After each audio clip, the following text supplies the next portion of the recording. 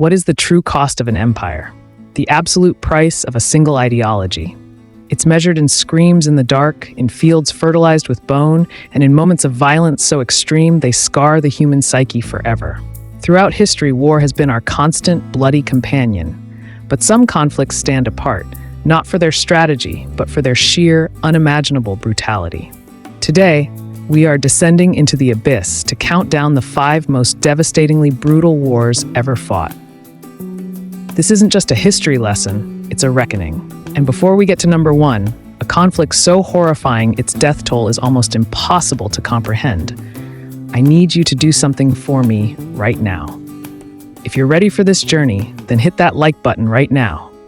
Show me you have the stomach for history's darkest hours. Then subscribe and ring the notification bell because you do not want to miss the number 1 pick, a war that redefined human suffering and whose consequences we are still living with today.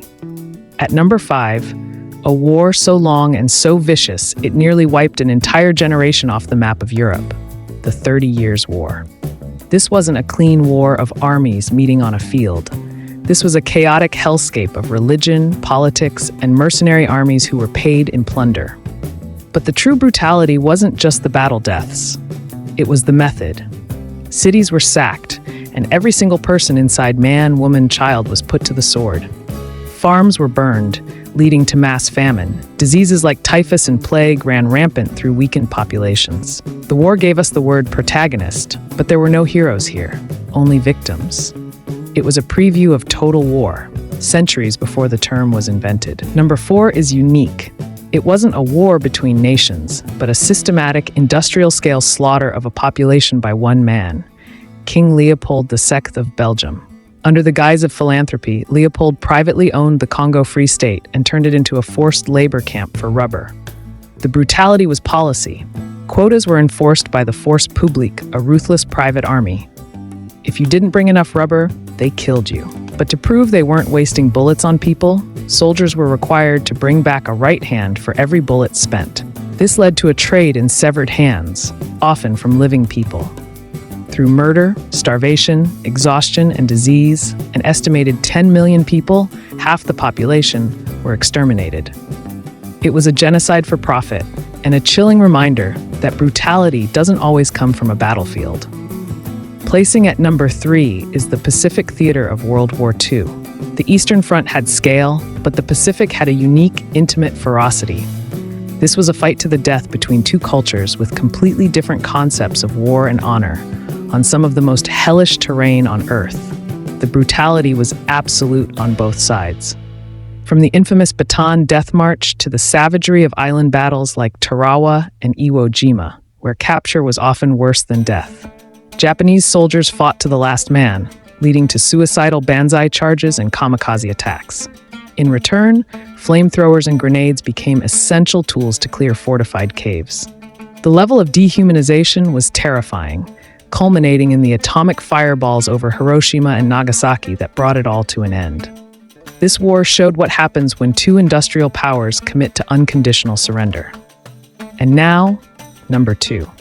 A conflict often overshadowed in the West, but which contains some of the single most horrific chapters in human history, the Second Sino-Japanese War. This was the true start of World War II in Asia, and its brutality is almost unspeakable.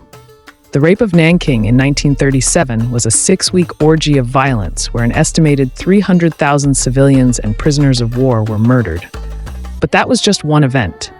This war featured the use of biological weapons, strategic bombing of civilians, and a 3-alls policy: kill all, burn all, loot all. It was a campaign designed to break the spirit of a nation through sheer terror. The death toll is staggering, making it arguably the single most costly war in Asian history. But if this is number 2, what war could possibly be more brutal?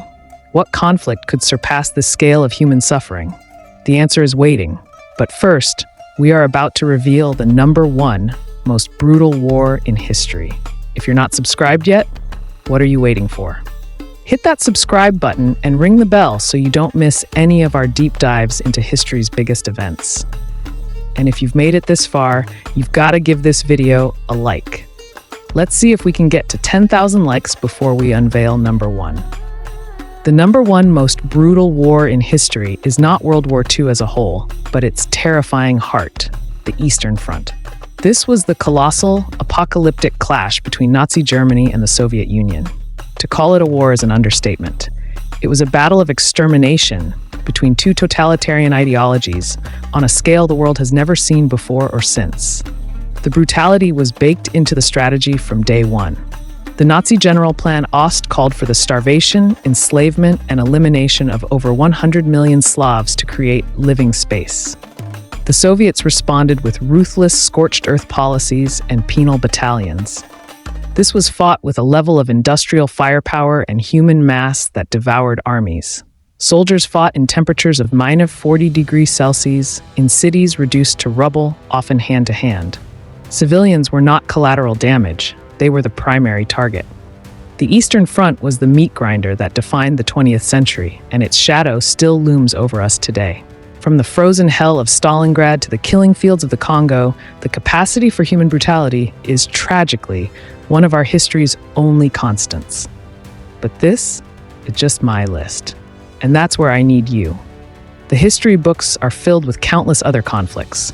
So I have to ask you, which war do you think was the most brutal? Was it the Mongol conquests, the Napoleonic Wars, the ongoing conflict in Sudan that the world is ignoring? I genuinely want to know. Let me know your thoughts and your reasoning down in the comments below. Let's get a real discussion going. And if this video gave you a new perspective, then do me a huge favor. Smash that like button, subscribe to the channel if you haven't already, and absolutely hit the notification bell so you don't miss our next journey into the past.